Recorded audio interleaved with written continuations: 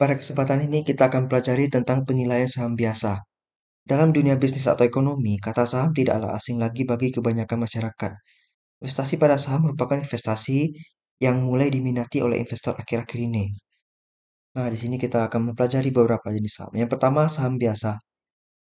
Saham adalah tanda bukti penyertaan kepemilikan modal atau dana pada suatu perusahaan. Saham juga didefinisikan sebagai kertas yang tercantum dengan jelas nilai nominal, nama perusahaan, dan diikuti dengan hak dan kewajiban yang dijelaskan kepada setiap penggunanya. Saham biasa merupakan surat bukti kepemilikan atau surat bukti penyertaan atas suatu perusahaan yang mengeluarkannya. Perusahaan yang mengeluarkannya berbentuk perseroan terbatas. Jadi nggak bisa bentuk CV, firma, atau perorangan pribadi. Memang harus PT. Dan PT-nya harus PT yang minimal terdiri dari dua ya. Kalau PT perorangan itu tidak bisa juga. Sebagaimana saham istimewa, saham biasa juga memberikan dividen kepada pemilik saham. Penentuan besar tingkat pengembalian dan nilai saham biasa lebih rumit dibandingkan dengan nilai saham preferen dan obligasi. Hal tersebut disebabkan oleh hal-hal sebagai berikut. Pertama, harapan pendapatan yang akan diperoleh tentu sulit diprediksi. Itu karena harga saham selalu naik dan turun, tergantung pada kondisi ekonomi. Kemudian return saham biasa merupakan gabungan dari dividen dan capital gain atau capital loss. Kalau mendapatkan dividen berarti bagi hasil dari setiap periode. Kalau capital gain atau capital loss itu terjadi ketika kita menjual. Kalau untung capital gain, kalau kita jual rugi capital loss. Dividen tidak selalu sama untuk setiap periode. Bisa berubah ya. Di Indonesia, pembelian saham dilakukan atas keripatan 100 lembar atau disebut satu lot. Ini juga dapat diperjualbelikan secara over the counter. Kemudian karakteristik saham biasa ini ada pemegang saham dapat prioritas dalam pemilihan ketua komisaris. Kemudian hak penerbit saham akan diutamakan bila mereka menerbitkan saham baru, terutama untuk waran juga bisa. Kemudian tanggung jawab yang terbatas bisa diberikan kepada pemegang saham. Saham biasa mempunyai sifat kebalikan dari saham preferen dalam hal pengambilan suara, pengambilan dividen, dan hal lain. Saham biasa disebut juga sekuritas tidak berpenghasilan tetap. Pemegang saham diberikan hak khusus tergantung dari jenis saham, termasuk hak untuk memberikan suara. Jadi ada hak pemegang saham, itu yang pertama hak kontrol. Mereka punya hak untuk memilih dewan direksi, termasuk untuk memilih komisaris. Mereka punya hak untuk mengontrol siapa yang akan memimpin perusahaannya.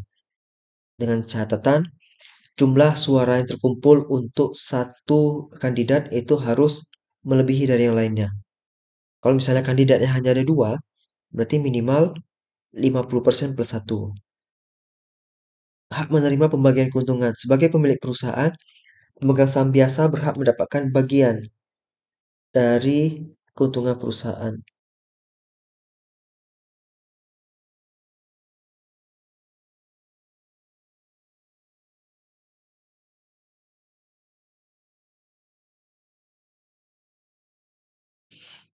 Nah, tidak semua saham itu bisa dibagikan. Sebagian laba akan ditanamkan kembali dalam perusahaan, merupakan sumber dana internal perusahaan. Jadi, pembagian dividen bisa dapat ya kalau sudah punya pegang saham. Kemudian hak preemptif merupakan hak untuk mendapatkan persentase kepemilikan yang sama ketika perusahaan mengeluarkan tambahan lembar saham yang menyebabkan jumlah lembar saham beredar menjadi lebih banyak, sehingga persentase kepemilikan pemegang saham yang lama akan turun. Ini memberikan prioritas kepada pemegang saham lama untuk membeli tambahan saham yang baru sehingga persentase pemiliknya tidak berubah. Ini untuk mencegah terjadinya dilusi saham. Kemudian yang kedua ada saham preferen. Saham preferen adalah jenis saham yang memiliki hak terlebih dahulu untuk menerima laba dan memiliki hak laba kumulatif. Hak kumulatif adalah hak untuk mendapatkan laba yang tidak dibagikan pada suatu tahun yang mengalami kerugian, tetapi akan dibayarkan pada tahun yang mengalami keuntungan. Sehingga saham preferen akan menerima laba dua kali.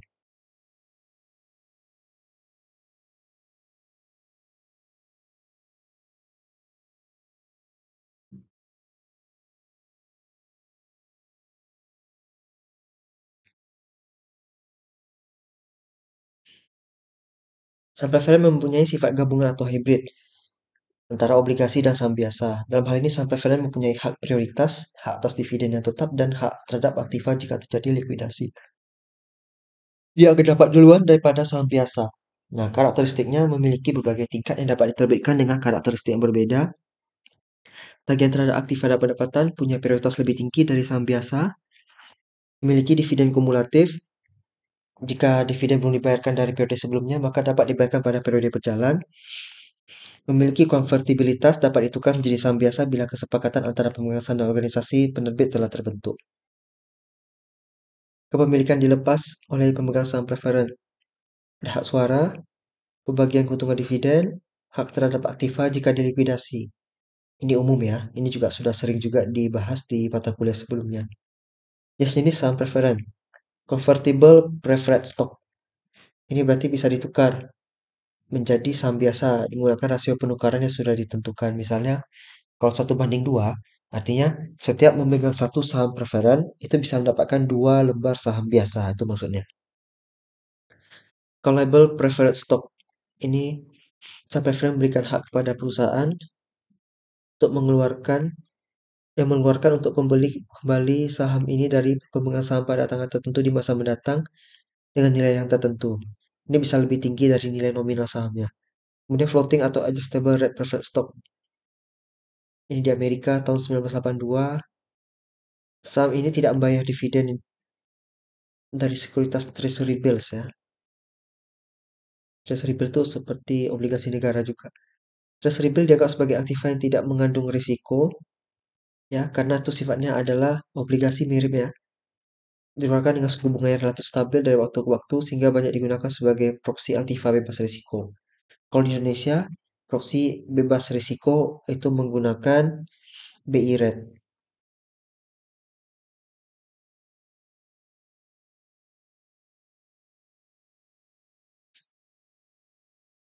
Perbedaan saham biasa dan saham preferen. Saham biasa mendapatkan hak untuk memilih direksi dan kebijakan tertentu, sedangkan preferen tidak demikian, kecuali dalam situasi tertentu. Dividen pada saham biasa tergantung kinerja. Apabila perusahaan berkinerja baik, mereka dapat keuntungan setimpal. Tapi untuk saham preferen sudah ditetapkan dividennya, jadi lebih enak rasanya ya kalau punya saham preferen. Kemudian perusahaan gulung tikar, likuidasi, maka yang preferen dapat duluan. Dia diprioritaskan. Pemegang saham biasa diberi hak untuk memesan kembali, kalau preferen enggak. Kemudian jenis dividen. Dividen tunai berarti dalam bentuk uang, dibayarkan dalam waktu tertentu. Dividen properti berarti dalam bentuk properti atau barang. Likuidasi ini didistribusi ke perusahaan kepada pemegang saham dalam hal perusahaan tersebut mengalami likuidasi. Pembayaran dividen itu ada yang tidak teratur. Ini tiap periode tidak punya pola yang jelas, bahkan untuk periode tertentu tidak bayar dividen. Meskipun dia tidak bayar dividen, tapi itu tetap merupakan kebijakan dividen. Ini dividen konstan tapi tidak bertumbuh. Ini contohnya gini, Rp100 per lembar tahun 2017, Rp100 per lembar tahun 2018, Rp100 per lembar tahun 2019, dan seterusnya. Dia konstan tapi tidak bertumbuh gitu. Nah, ini dengan pertumbuhan konstan, misalnya tahun ini 100, tahun depan 110, tahun depannya lagi 121 per lembar. Berarti itu adalah konstan naik sebesar 10%. Gitu. Constant growth model ini untuk penilaian saham ya. Ada metodenya. Nah, ini pendekatannya kondisi mikro makro, kebijakan perusahaan terkait ekspansi, pergantian direksi, kinerja perusahaan dan efek di psikologi. Ini ada nilai pasar, ini adalah harga saham di bursa pada saat tertentu, nilai pasar tentukan oleh permintaan dan penawaran. Semakin tinggi permintaan, semakin tinggi harga. Semakin tinggi penawaran, semakin rendah harga. Itu hukumnya. Tiga faktor mendapatkan perhatian dalam kaitannya dengan nilai pasar, kemunduran pada kebanyakan saham, perbandingan industri, pola siklis yang rendah. Ini ada nilai buku, nilai intrinsik, ini secara teori ya. Kalau nilai intrinsik dipengaruhi oleh nilai aktiva, makin tinggi aktiva berarti makin tinggi nilai intrinsik. Kemudian kemungkinan akan pendapatan, dividen, dan akhiran kas di masa mendatang, kemungkinan pertumbuhan. Nah, untuk pertumbuhan ini ada zero growth, constant growth, dan non-constant growth.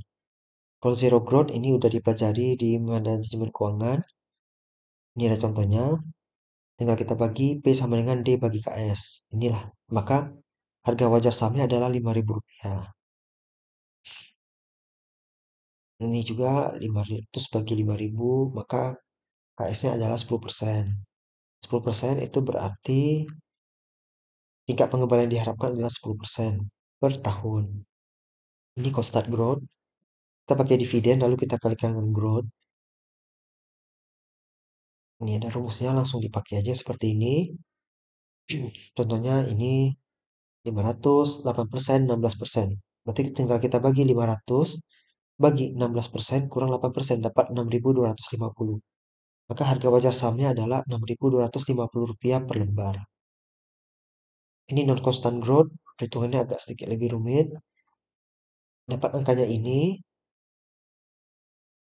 pertama dari soal ini, angkanya disalin ke tabel dulu ya. Kemudian ini kita hitung, ini angkanya dibagi 2, lalu pakai faktor 16%. Lalu dihitung present value-nya. Nah, untuk mempergampang analisis, kita bisa cek di sini, sudah saya hitungkan file Excel-nya.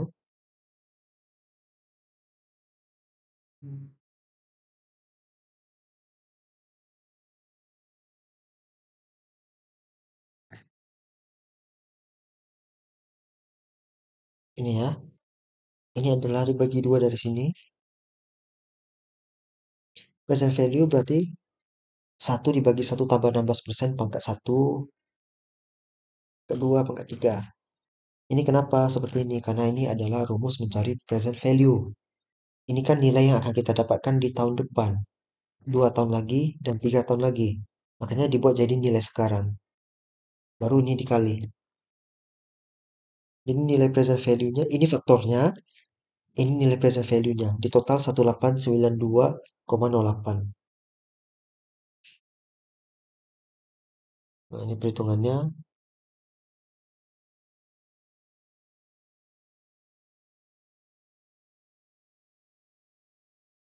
Kalau ini untuk penilaian saham preferen, sama. Rumusnya ya kurang lebih. Dividen dibagi tingkat keuntungan.